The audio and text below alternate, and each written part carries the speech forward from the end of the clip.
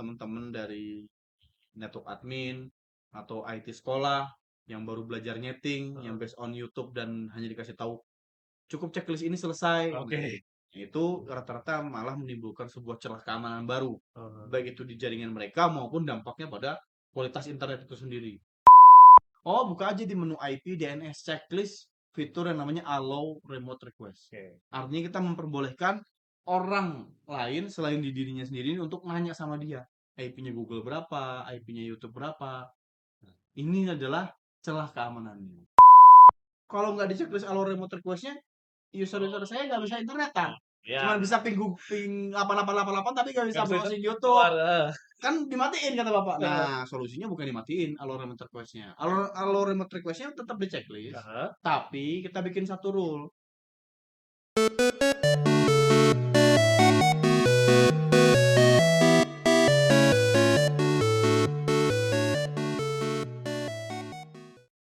Bismillahirrahmanirrahim. Assalamualaikum warahmatullahi wabarakatuh. Halo, teman-teman semuanya. Apa kabar?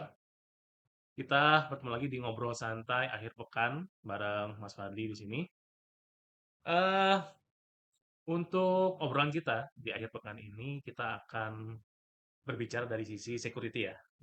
Nah, kalau kemarin-kemarin kita ngebahas dari sisi jaringan, kemudian IT, kita masuk ke konteks tentang security. Nah, sebelum kita bahas, saya ingetin kepada teman-teman semua yang nonton, itu tolong subscribe channel Nogdi Firdiansyah, kemudian klik lonceng di kanan atas, ya. Jadi supaya episode seperti ini bisa teman-teman nikmati, ditonton tanpa ada yang ketinggalan. Oke, kita akan mulai. Topik yang akan kita bahas ini adalah atau judulnya itu tentang serangan DDoS.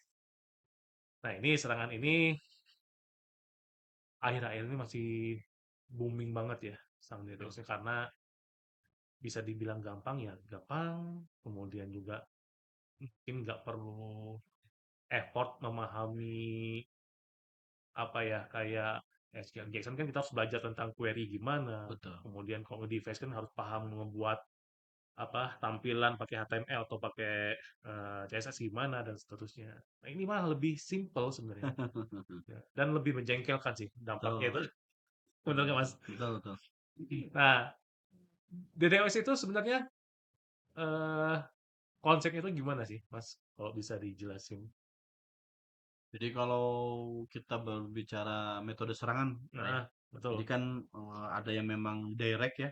Saya nyerang ke rumah bapak nih. Mhm. Saya bawa apa namanya? Saya bawa bulldozer lah. Saya mau meratakan rumah bapak. Kan menyerang ya. Itu namanya Iya sih, DDoS ya, itu denial kalau of service. tanpa izin Ya, ya. jadi saya sendiri yang melakukan serangan secara frontal.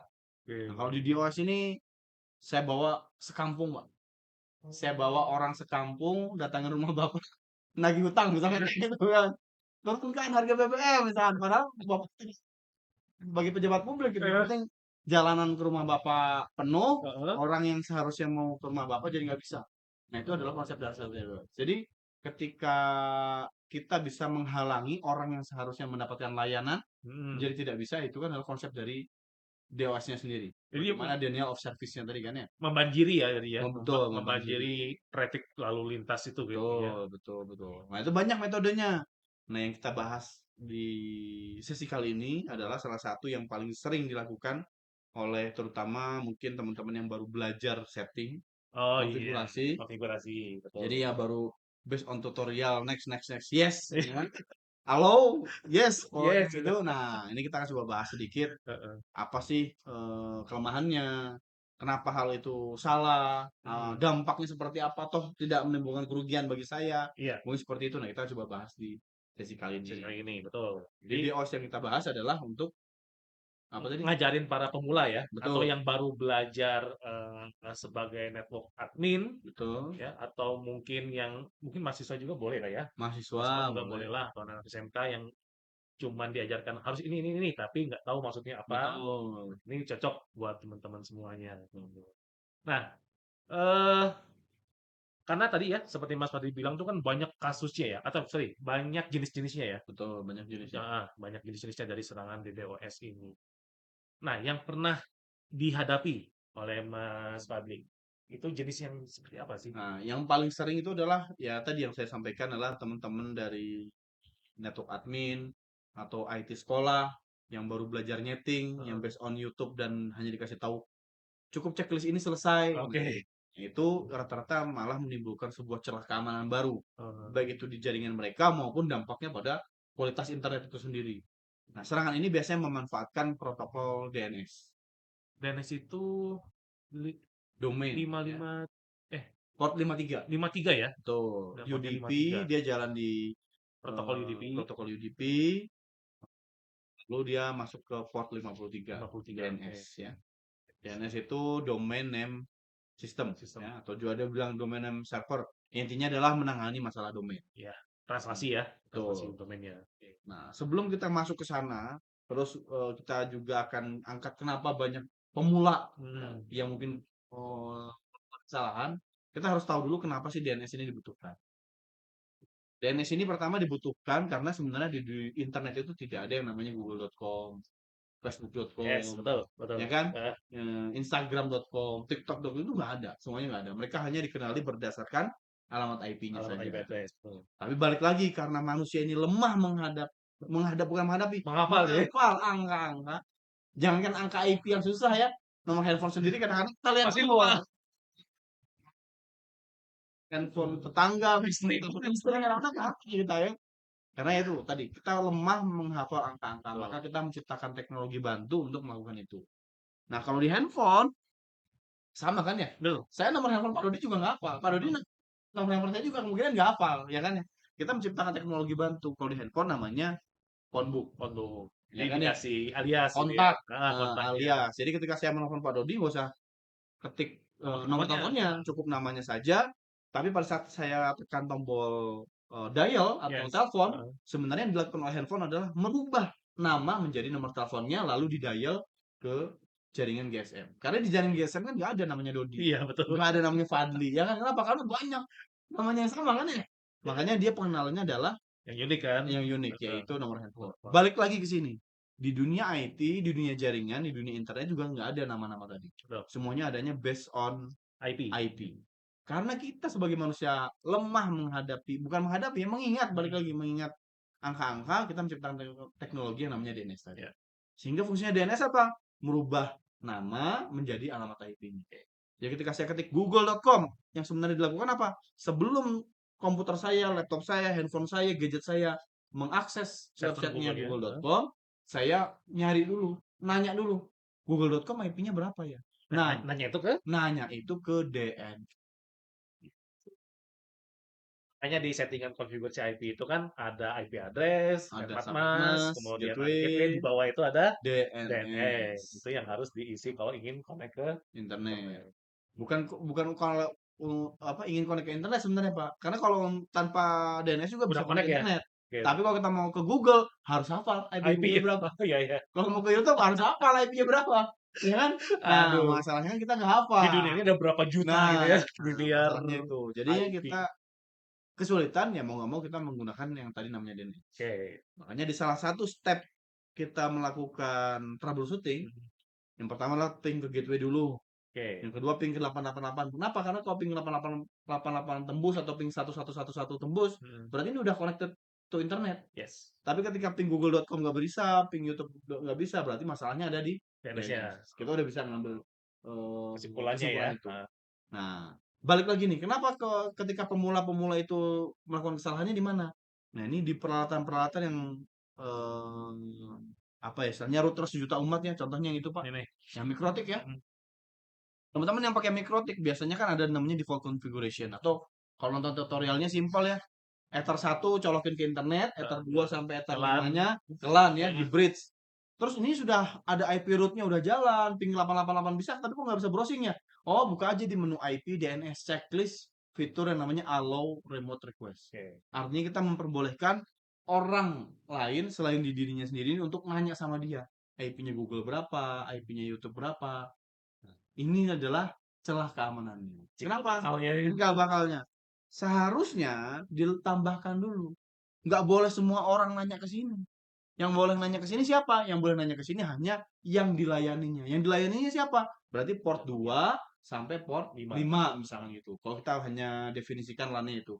Port 1 boleh nggak? Nggak boleh. Port 1 kenapa nggak boleh? Kan dari internet. Publik kan? Public. Heeh, Itu untrusted bahasanya. betul. Kecuali kita memang pengen bikin DNS server untuk Publik. publik, lain Kayak cerita. Google kan, Tuh, kayak lain Google cerita. tuh. Kalau ini kan bandwidth kita udah minimum, masa mau dikasih traffic sampah lagi lah bahasnya.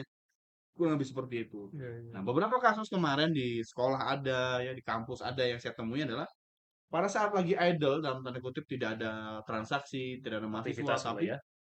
bandwidth itu manteng. Bandwidth itu kepake Manteng sekitar itu 10, manteng rendah atau manteng tinggi? lumayan 10 sampai 20 Mbps. Tapi dia stabil di situ terus. Ini anomali. Kenapa? Karena nggak ada orang.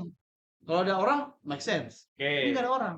Nah, pada saat ditelusuri, pada saat kita lihat traffic yang masuknya, ternyata tidak ada traffic keluar dari LAN-nya, Pak. Dari port yang 2, 3, 4, 5 itu nggak ada. Kok bisa? Ternyata traffic masuknya hanya ke port 1, berarti internet. Berarti dari luar memang diarahkan ke si routernya. Nah, setelah kita cek lagi di dalam trafficnya, apa sih traffic yang bikin dia besar-besaran ini? Heeh. Ternyata DNS. Nah, ini yang menyebabkan salah satu metode yang kita tadi sampaikan di DOS. Distribute, namanya distribute itu berarti dalam jumlah banyak. Iya. Salah satu caranya gimana? Saya scan dulu semua server yang open to port 53-nya. Kalau open 53 berarti kan saya bisa nanya kan? Maksudnya server internalnya yang di Server yang ada di internet Oh, itu di tinggal saya scan aja. Mana server yang terbuka port 53-nya dan tidak ada otorisasi, berarti saya bisa nanya sama dia. Google IP-nya berapa? Google IP-nya berapa? Google IP-nya berapa? Kebayang nggak? Jadi saya nanya-nanya terus. Nah, dikali dengan jumlah open resolver, disebutnya sebagai open resolver. Jadi harusnya resolver seperti ini tuh hanya melayani usernya saja. Heeh. Berarti kalau taruh di kampus ya berarti hanya mahasiswa, dosen, dan jajaran yang mungkin ya. ada di bawah jaringannya dia.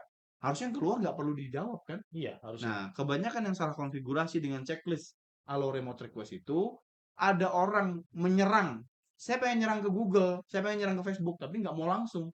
Kenapa kalau saya langsung jalanannya aja kayak tol, mobil saya kecil di tengah ya nggak akan kerasa kan ya.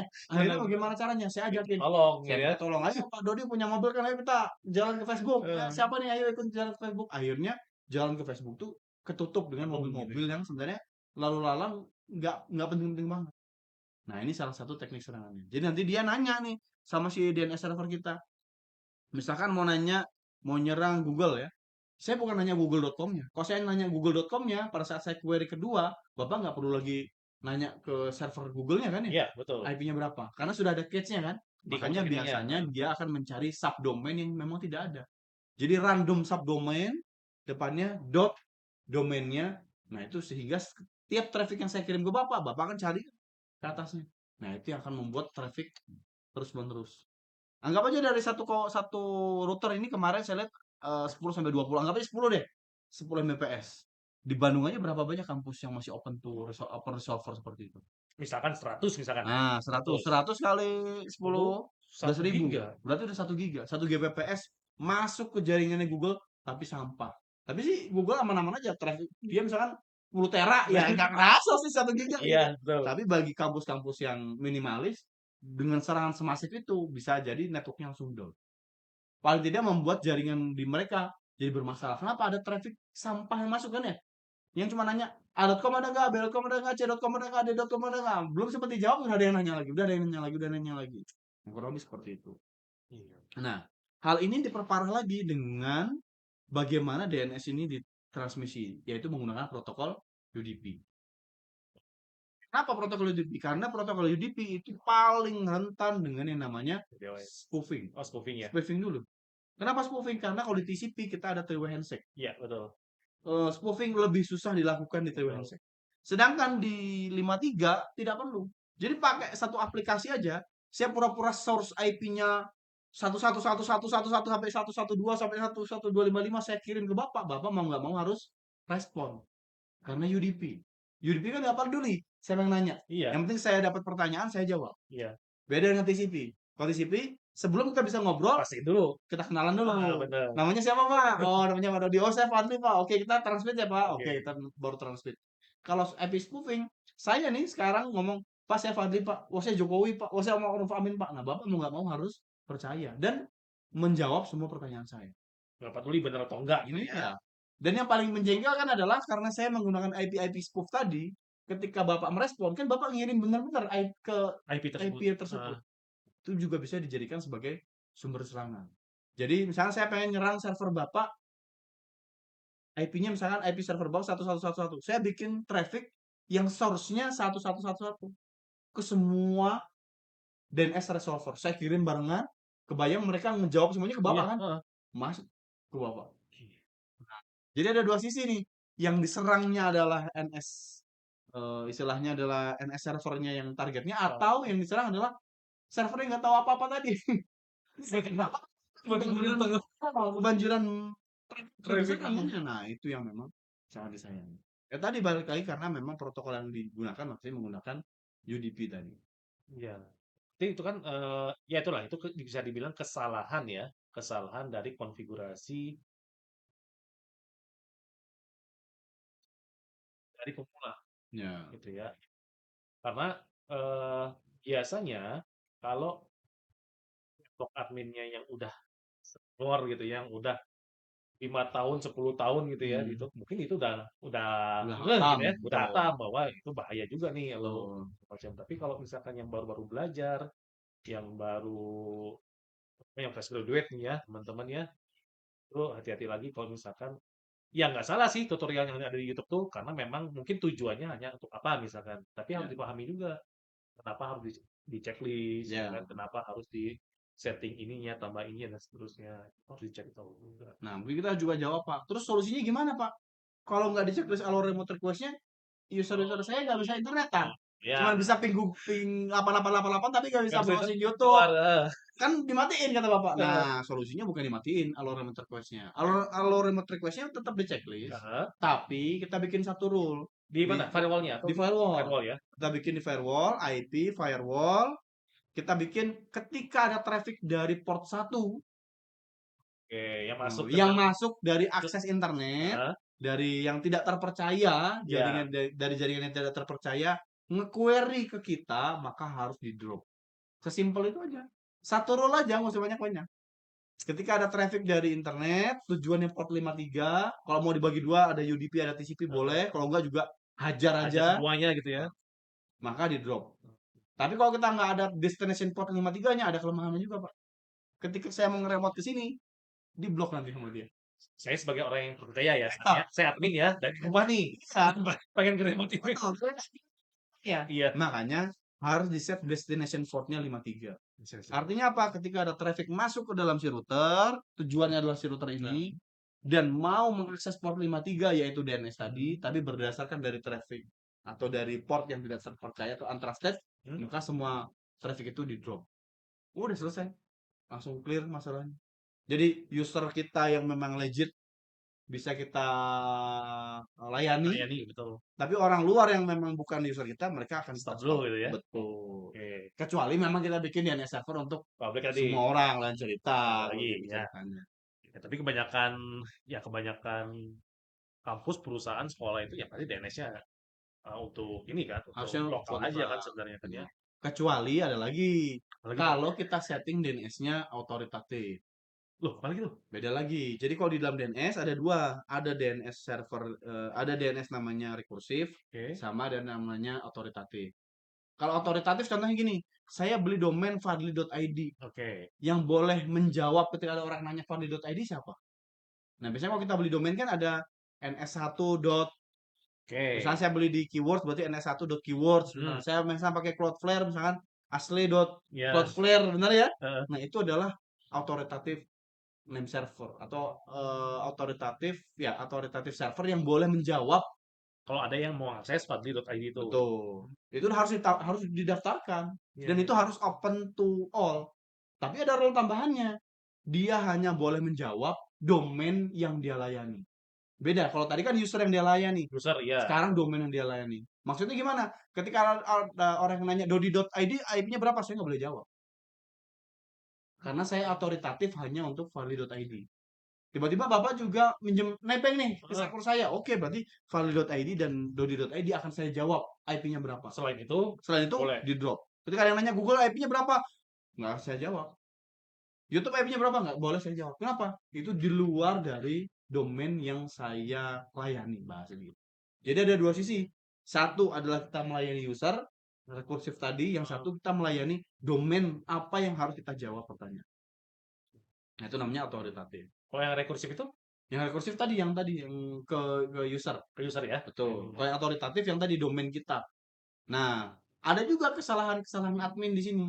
Kebanyakan admin ketika melakukan setting authoritative name server, ketika dia pilih answernya all. Jadi semua pertanyaan dijawab. Sama aja bohong itu. Iya, makanya jadi mau nanya dodi.id, nanya fadli.id, nanya YouTube dijawab, nanya TikTok dijawab. Nah, itu jadi kesalahan. Jadi DNS servernya terbebani sama pertanyaan-pertanyaan yang seharusnya dia tidak perlu jawab. Ya ada lagi masalahnya kan? Ribet juga ya sebenarnya. Nah, di DNS itu baru DNS ya, baru DNS nih. Udah nggak Belum mail server, ya kan belum Heeh. FTP server, itu lebih kompleks lagi. Gitu. Itu serangan-serangan DDoS yang kemarin dihadapi Mas Wali itu dari 53 itu ya? Port 53. Oh, 53 itu Betul. ya. Artinya teman-teman juga nih kalau misalkan apa namanya mau melakukan konfigurasi DNS, gitu ya. Nah itu ingat pesannya Mas Fadli, ya. Boleh di allow, tapi firewall-nya dimainkan di sana, gitu Betul. ya. Jangan sampai dibiarin aja. Karena Hmm. kan mikrotik itu dia bisa nge-generate otomatis eh NAT ya kalau nggak salah saya ya. Nat, betul. NAT ya. Nah, itu kan secara default-nya kan. Ya, Tapi kalau kita punya kebutuhan khusus ya kita harus konfigurasi betul. semua NAT-nya, mangle-nya, kemudian firewall-nya dan seterusnya. Itulah di jaringan itu banyak banget. Kompleksnya lumayan ya. Betul. Nah, tapi teman-teman jangan nanya, Pak, nanti gimana? Sintaknya gimana? Cara ngaturnya segala macam. Udah dikasih tahu tadi. Ya, Rule-nya logikanya sudah ada.